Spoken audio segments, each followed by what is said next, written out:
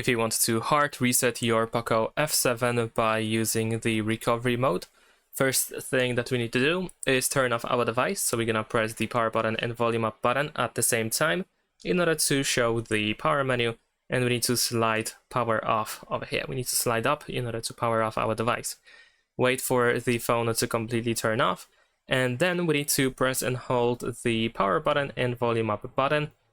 And once you see the POCO logo on the screen, you want to release the power button, so you want to only hold volume up.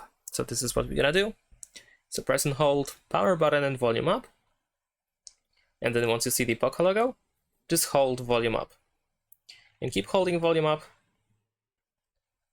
until you see this recovery mode. Now over here in this mode, we navigate by using volume buttons. So you want to choose wipe data and confirm your choice by pressing the power button.